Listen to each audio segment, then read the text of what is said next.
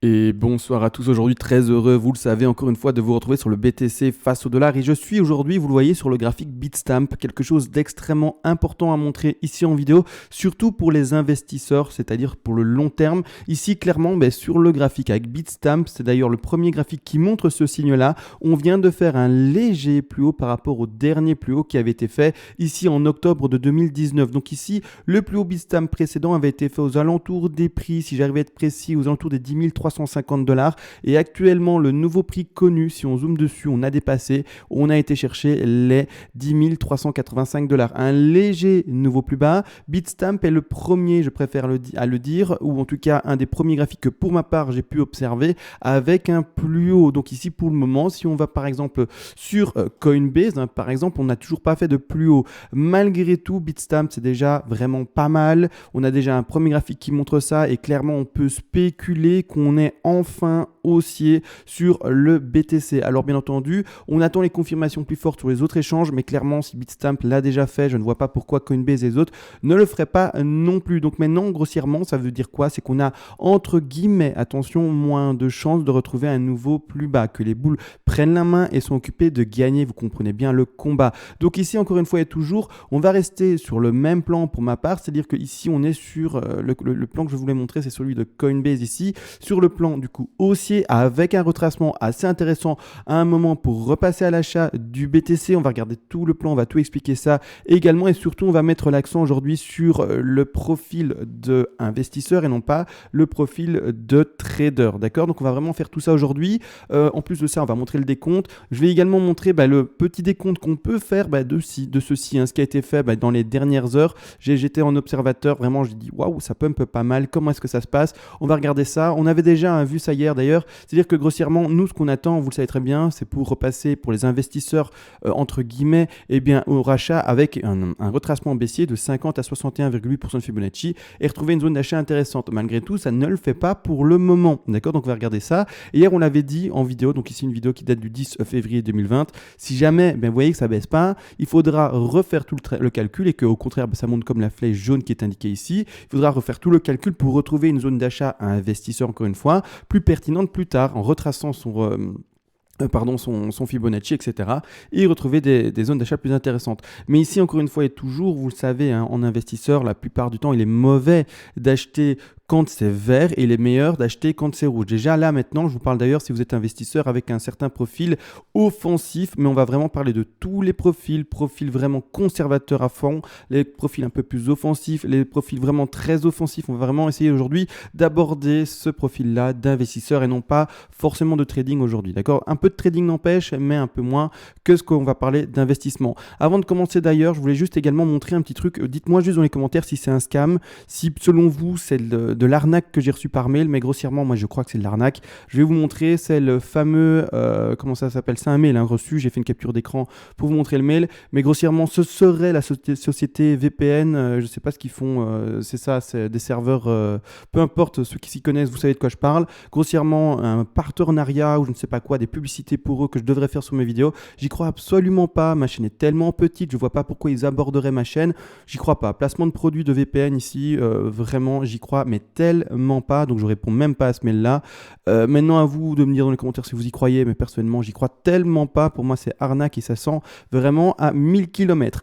Malgré tout, ah oui, c'est vrai, encore une fois, j'ai reçu une donation d'ailleurs hier en BTC, et c'est vrai que ça se fait très peu, malgré le fait qu'on soit une chaîne de crypto-monnaie, mais je rappelle, il est vrai, les donations en BTC sont possibles, et vous le savez également, ça fonctionne par palier selon la donation que vous faites, soit je vous envoie tout volontiers toutes les règles d'Elliott en français, comme ça de votre côté, vous pouvez faire exactement le même travail, créer des plans de trading, des points d'entrée, des points de sortie, retracement, etc., des plans également moyen, long, très long terme sur l'actif spéculatif que vous voulez par vous-même et pas devoir finalement attendre mes vidéos, par exemple, pour avoir en tout cas un à propos, un avis ou en tout cas une approche analytique du cours que vous voulez, bien entendu, analyser par vous-même. Et en plus de ça également, au tout dernier palier, si vous le voulez, vous pouvez me demander une analyse à la demande sur n'importe quel actif spéculatif, qu'il soit crypto-monnaie ou pas, et je le ferai le plus rapidement possible en vidéo. Donc là maintenant, comme dit, on va faire de l'analyse investisseur, on va en parler. Vite un petit mot en termes de trading et surtout en termes de décompte actuel.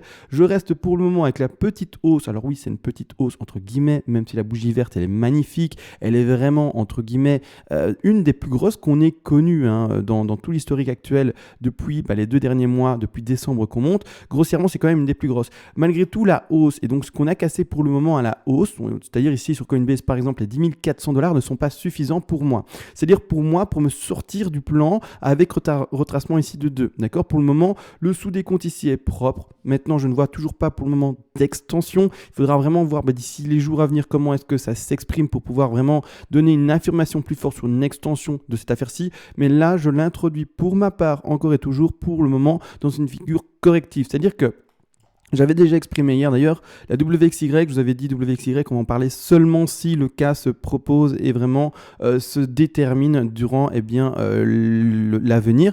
Mais là, clairement, je dois vous en parler. Donc WXY, c'est plus complexe qu'une ABC en zigzag, voire même plus complexe qu'une ABC en flat, clairement. D'accord? Donc ici, maintenant, moi, ce que je vais vous montrer et ce que je vais vous dessiner avec le bon, c'est une WXY. Alors, on fera potentiellement également une flat, mais je pencherai plutôt pour une WXY par expérience. C'est plutôt ça qui se fait quand on a des sous-décomptes un peu compliqués. Donc W, X et puis Y. Hier, je vous avais juste dessiné ça, je ne vous avais pas montré comment est-ce que ça pouvait se construire. Comment est-ce que cette affaire-là peut se construire? Alors, grossièrement, je vais la remettre, c'est vrai, pourquoi je l'ai effacé à l'instant. En fait, grossièrement, ce qu'il faut comprendre, c'est que ici, cette première W peut se faire en 3 sous-vagues, et surtout en 3 sous-vagues, mais peut se faire en zigzag ou également en flat. Actuellement, ce qu'on voit à l'écran, c'est un rebond, d'accord? Je vais montrer après le RSI également pourquoi est-ce que je suis assez sceptique par rapport à ce rebond-là. Encore une fois, ça peut pumper jusqu'à 11 000, 12 000, 13 000 s'il le veut, bien entendu. Bien entendu également, vous le savez, la méthodologie que personnellement je mets en place quand j'ai un trade ouvert, c'est de jamais le clôturer à 100%. Donc ceux qui étaient en long,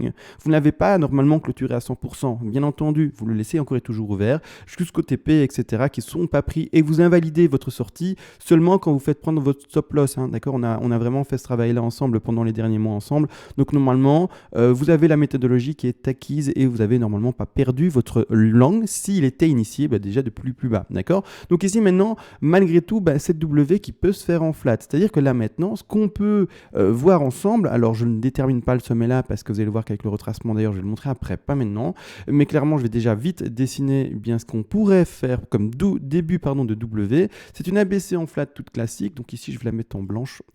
Hop, en blanche comme suit, on part à la racine, on part ici, à mon avis on a une soufflate également, on part ici en bas de A, on va vraiment ici un sommet de B et puis retracement de C, d'accord? Ensuite, ceci va déterminer le bas d'une W, on va après retrouver un rebond de X qui va, vous le savez très bien, pour les X, va chercher au moins les 38,2% de Fibonacci de retracement, mais là je vais pas aller trop, encore une fois, dans les règles, chercher la X et puis pour terminer, enfin, chercher un bas d'Y, d'accord? Donc ça également, c'est tout à fait possible, c'est pour ça que je vous le dis, pour le moment, la hausse qu'on a sur le BTC n'exclut absolument pas le retracement jusqu'aux 8 000 $, 8 500 $, en tout cas le retracement entre les, vous savez très bien, 50 et 61,8% de Fibonacci. Donc ça c'est pour le plan, pour le moment, tant qu'il ne pète pas. Alors je vous le dis, pour ma part, tant qu'il ne pète pas, alors je vais mettre le retracement avec vous. En direct, je vais retirer ceci, on a bien compris dans quoi ça rentre. Hop, ici, qu'est-ce que ça exprimait? Mais tant qu'on ne pète pas ici, en l'occurrence, les 161,8% de Fibonacci, donc je vais mettre un petit rectangle pour les montrer, d'accord? Tant qu'on ne pète pas ce niveau-là, eh bien pour moi, on peut voir ceci sans le moindre problème, encore et toujours dans la figure corrective donc de baisse du BTC. Malgré ceci, il est vrai, d'accord, malgré le fait qu'on fasse actuellement un plus haut. Ça veut dire qu'on irait rechercher sur le cours ici les alentours parce que 161,8% de Fibonacci, vous le savez, ça nous ferait tout simplement une superbe flat en étendue, par exemple. Donc ici, clairement, on irait rechercher ce niveau-là. Je dis par exemple parce que si ça peut être plus haut, on fait peut-être autre chose et peut-être qu'on est en étendue et peu importe, en extension, pardon, et peu importe. Et on va chercher les 12 000, les 13 000, les plus plus, on verra bien entendu si ça doit se faire. Ceux qui sont en long, tenez encore une fois, rappelez-vous votre trade le plus longtemps possible tant que c'est dans le vert, montez votre stop loss petit à petit par rapport au niveau de résistance qui sont anciennement résistance et qui deviennent support, faites ça petit à petit bien entendu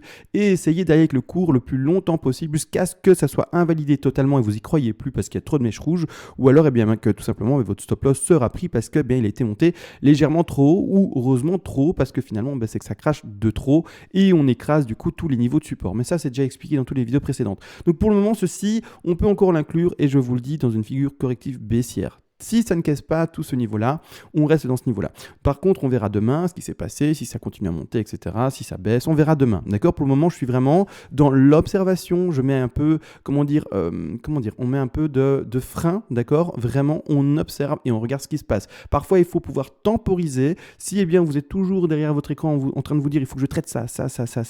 Non, d'accord? Parfois, il faut juste se dire, ok, maintenant, soit je suis dans mon langue, je laisse faire mon langue et j'observe. Je n'ai pas trop d'idées, il est vrai, de ce que ça va commencer à dessiner. On peut avoir bien entendu une idée, une spéculation, mais pas une certaine affirmation par rapport à un nouveau trade qu'on pourrait initier. D'accord, là vraiment, moi je n'affirme rien. Là, quand je vois ceci, je me dis, ben voilà, je mets un peu de temporisation comme ça dans mon analyse, dans mes prises de position. Soit j'en ai déjà une ouverte et je la continue à la tenir, soit au contraire, j'en ai pas d'ouverte et là je n'ouvrirai, je vous le dis, je n'ouvrirai pas de trade. C'est peut-être le bon moment pour faire un long, que sais-je, ou peut-être le bon moment pour faire un short, mais pour le moment, là, si par exemple je n'avais pas de trade ouvert, je ne ferais rien du tout. Et parfois, c'est également les meilleures des décisions. D'accord? Donc là, maintenant, ça c'est parlé, ça c'est dit pour le trading. Par contre maintenant, important également, ça là par contre je vais parler aux investisseurs. Alors les investisseurs, je vais faire exprès de changer de graphique. Je vais faire sur un graphique complètement pas vierge du tout. Je vais un peu le nettoyer également. Je vais le rendre du coup vierge ou pratiquement vierge puisqu'il y aura quand même les halvings qui sont à propos et qui sont indiqués ici. Mais ce qui est important de comprendre, c'est premièrement, il y a plusieurs profils d'investisseurs. Alors j'en ai déjà, beaucoup exprimé, mais là maintenant, on arrive à un point clé. Je prends expressément également, vous l'avez compris, Bitstamp pour montrer comment est-ce qu'on passe à l'achat selon certains niveaux.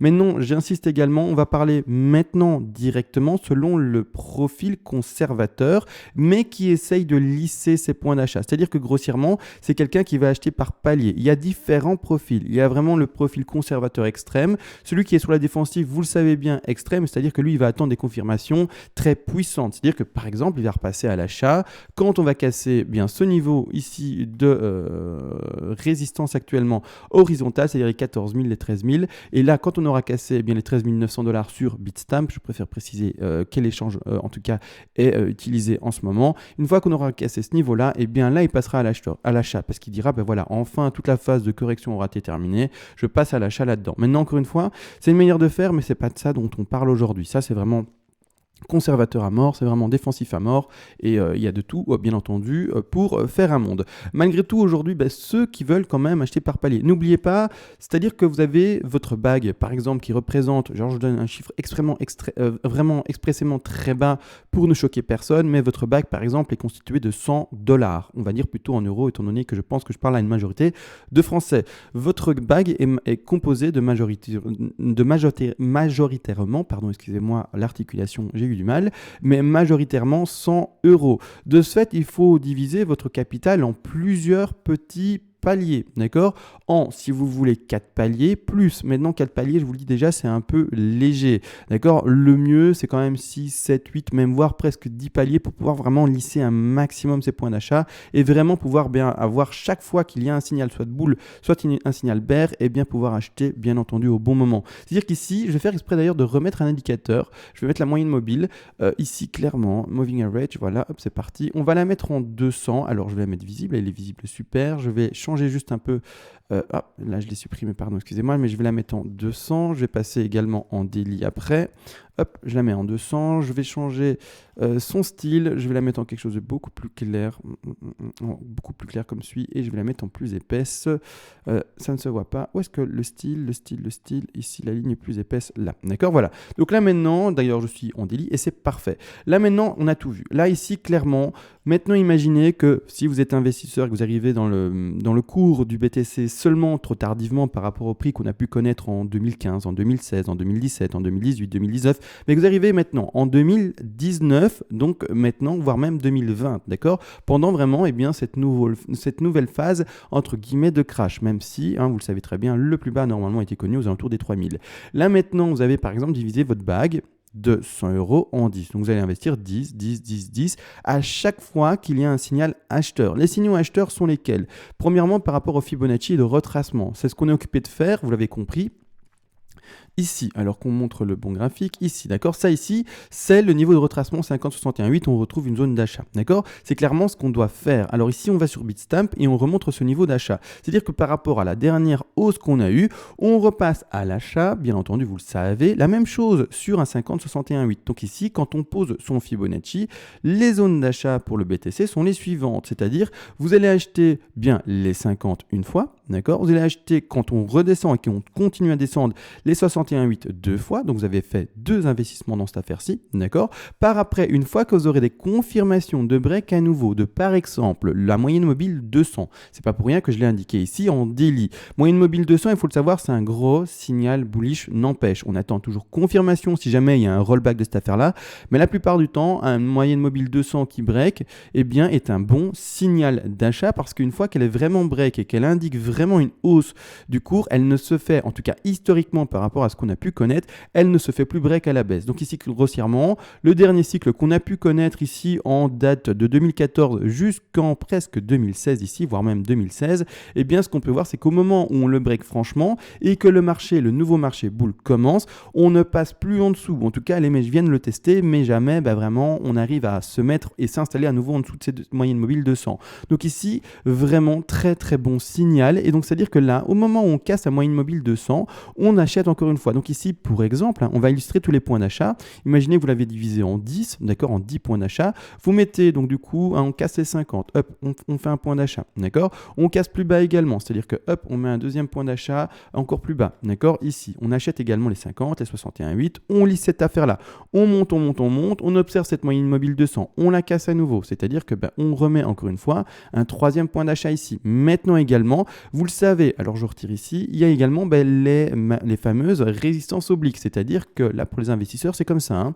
Vous devez vraiment acheter petit à petit avec chaque fois une confirmation bullish, c'est-à-dire que vous mettez votre résistance oblique comme suit. Alors là c'est gênant, hein. Là c'est gênant parce que, mais de toute façon ici on n'avait pas atteint les 50-61,8 donc ça va, mais ici clairement bon on l'indique ici du coup comme ça, hein, la résistance oblique, et également là vous l'avez vu, on casse cette résistance oblique, on a également eu, eh bien là j'ai oublié de l'indiquer, mais un autre point d'achat encore plus tôt. Alors le point d'achat plus tôt, il est ici, d'accord, la cassure de cette résistance-là. Donc ici, 1, 2, 3, 4 points d'achat. On est occupé de faire quoi? De lisser ces points d'achat, bien entendu. L'autre point d'achat qui est indiqué et qui est occupé de se faire maintenant, et c'est important, et c'est pour ça que je fais la vidéo maintenant, on est occupé de casser quoi? La nouvelle résistance qui est, en tout cas, pour le moment, résistance horizontale. On est en tout cas, pour le moment, sur Bitstamp, vous le voyez bien, occupé de la casser. Donc, nouveau point d'achat, encore une fois, pour lisser un maximum son prix. Nouveau point d'achat qu'on peut indiquer ici. D'accord? Donc là, maintenant, les investisseurs, vous êtes en train de nouveau, normalement, passer à l'achat. Alors, certains vont me dire, oui, mais là, comme dit, acheter du vert, c'est jamais très bon. Et peut-être qu'on est occupé d'acheter un top et qu'après, qu'est-ce qui se passe? Qu'après, en fait, il y a un retracement baissier qu'il faut et qu'il est meilleur de nouveau acheter entre les 8000 et 8500, 7000 $ pour après revoir la hausse. Effectivement, bien entendu. C'est pour ça que qu'est-ce qui se passe? On a mis 10 paliers, par exemple ici, pour l'exemple donné en vidéo. D'accord? On a mis des paliers parce que si jamais, vous voyez que comme dit ici, il y a bel et bien ce retracement baissier et qu'on descend bel et bien, on va racheter encore une fois dans ce plan qui maintenant se confirme petit à petit boule, racheter les 50 et les 61,8% de Fibonacci et racheter entre les 8000 et les 7000 $ pour après remonter. Malgré tout, encore une fois, vous le savez, le marché peut être également extrêmement bull, hein, mais vraiment très bull. C'est-à-dire que le marché, s'il le veut, il peut faire ça. D'accord, il peut faire ça. Regardez bien, on va retourner sur ce qui s'est passé entre 2019 et ici début 2019 et ici mi-d'année 2019. Qu'est-ce qui s'est passé? On est monté avec le cours sans jamais avoir de réel retracement intéressant, assez puissant. Grossièrement, il y a eu du vert, vous le voyez devant les yeux, il y a eu un bull run faramineux jusqu'au presque 14 000 $, sans jamais avoir de retracement. C'est-à-dire que ici, c'est ça qu'il faut se dire, j'achète ici tout de même, parce que si jamais, au contraire d'avoir un retracement et d'aller chercher ici les 50, 61,8% de Fibonacci, donc c'est-à-dire grossièrement les prix des 8500, 7000 $, hein, cette zone-là en bas, grossièrement, si jamais on n'a pas ce retracement et qu'on retrouve quelque chose de bullish comme celui, hein, qu'on retrouve vraiment ça, eh bien au contraire, qu'est-ce que je vais faire? Je vais continuer à acheter les confirmations haussières. Si on ne reconnaît pas cette baisse-là, donc je la supprime, je la baisse, hein, j'ai retiré la flèche jaune. Si jamais au contraire on devait connaître ça, Vous les voyez ça?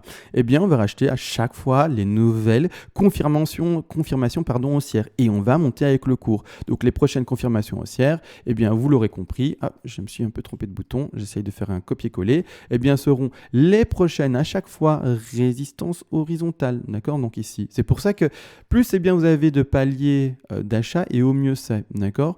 Et après également ici, d'accord? Maintenant, on passe à l'achat. Chaque fois qu'on passe, eh bien, comme dit, des niveaux d'achat de résistance cassée. Et si, eh bien, il devait y avoir à un moment, eh bien, une vraie correction, tant mieux. Tant mieux, bien entendu, on passera. La seule question ici, c'est dans ce profil-là, c'est de vraiment lisser ses points d'achat et pas acheter à 100% parce que, bien, du coup, eh bien, comme on ne sait jamais, en fait, et c'est bête, et c'est comme ça, on ne sait pas, en fait, ce que va faire le cours, c'est toujours mieux d'essayer de lisser et ne pas se dire, ben, moi, je sais où est le plus bas, où est le plus haut, et je suis sûr de moi. D'accord? Donc, jamais, on essaye juste de lisser ses points d'achat. Et également, si vous dites, ben, moi, je ne me prends même pas le risque d'acheter ou de vendre, ou plutôt d'acheter pour mon achat long terme, selon le prix que je peux observer. Donc, il y a des profils comme ça également qui se disent, moi de toute façon je ne sais pas, demain on peut être à 20 000, demain on peut être à 3 000, que sais-je, et tout à fait, encore une fois, honneur à vous, hein, d'accord?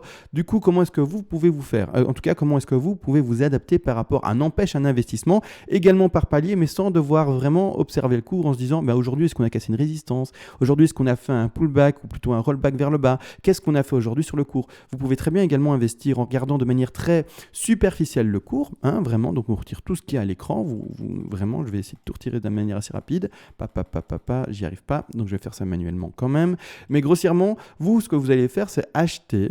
Écoutez bien, par palier, bien entendu, hein, comme la même chose, vous pouvez diviser par 10 si vous le voulez, mais en termes de temps. C'est-à-dire que vous vous dites, par exemple, bah, tous les mois, je vais investir par rapport à ce panier que je vous ai donné de 100 euros, eh bien, je vais investir tous les mois 10 euros. C'est vraiment l'année où j'ai envie d'investir dans par exemple, ici, crypto-monnaie, donc par exemple, le Bitcoin, c'est ça que je voulais dire, pas le crypto-monnaie, ça ne se dit pas, dans la crypto-monnaie et donc dans le Bitcoin. Et maintenant, vous vous dites, bah, maintenant, c'est l'année, c'est maintenant, tous les mois, je vais mettre un peu. Et c'est-à-dire que vous n'allez pas regarder, eh bien, le cours où il en est réellement. Enfin, vraiment, franchement doucement. Hein, si jamais vous voyez que le cours il va à 100 euros, il y a des questions à se poser. Et peut-être que l'actif est mort. D'accord? Encore une fois, j'y crois pas du tout pour le Bitcoin. C'est pour vraiment donner un exemple fort. Mais grossièrement, vous allez acheter tous les mois un peu, hein, et ça va également lisser, vous l'avez compris, vos achats. Vous allez acheter le premier mois, vous allez acheter le second mois. Là, je ne mets pas d'intensité de prix pour montrer qu'on achète par intervalle de mois. En janvier, puis après, vous allez acheter en février, puis après, vous allez acheter en mars, etc., pendant, par exemple, 10 mois, d'accord? Et vous faites ça. C'est-à-dire que, grossièrement, à chaque fois, vous allez acheter, par exemple, ici, en décembre, vous aurez acheté le bas. Ensuite, ici, en janvier, vous aurez acheté ici, aux alentours des 7000. Ici, en février, vous aurez acheté aux alentours, ici, comme vous voyez, février, je vais le mettre en... Donc là, on était en janvier, oui, février, c'est ça. Au février, vous auriez acheté maintenant aux alentours des 9000, 10 000.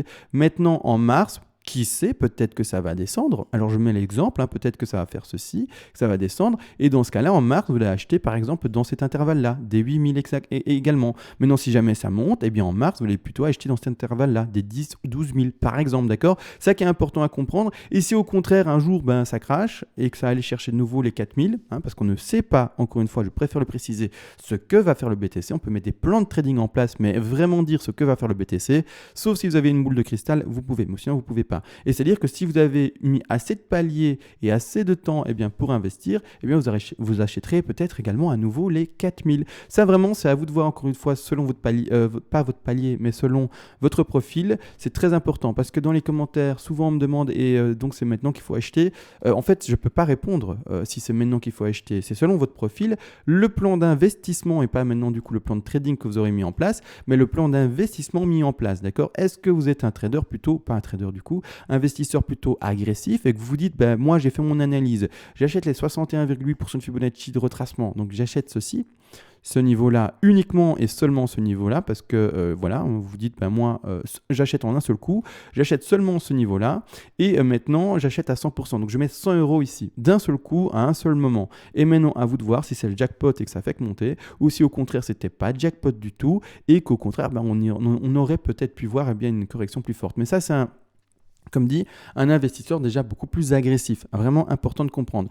Là maintenant, les investisseurs, j'ai pris mon temps pour expliquer ça. J'explique pas tout le temps, mais malgré tout, tous les mois, j'essaie quand même de faire une émission qui en parle parce que c'est très très important, n'empêche. Les investisseurs, malgré tout, je pense que vous êtes quand même une majorité à me regarder et qui a moins je pense, de traders entre guillemets, hein, ceux qui jouent avec vraiment des échanges avec des stop-loss et des TP, etc., avec finalement du BTC à crédit. Je pense que quand même, il y a une proportion moins importante de traders qui me regardent et c'est pour ça que je prends également le temps de vous expliquer ça. Maintenant, à vous de voir, hein, comment vous passez à l'achat, mais là maintenant, pour un palier, c'est très bon de commencer à passer à l'achat maintenant en palier, hein. Attention, encore une fois, selon votre profil, tout peut être différent. Pardon, j'ai un peu du mal. En fin de vidéo, ça veut dire tout simplement que je dois arrêter d'enregistrer. On observe ça, on regarde ce que ça se passe, je temporise légèrement pour ma part et maintenant, on peut se retrouver à partir de demain. Sur ce, ciao.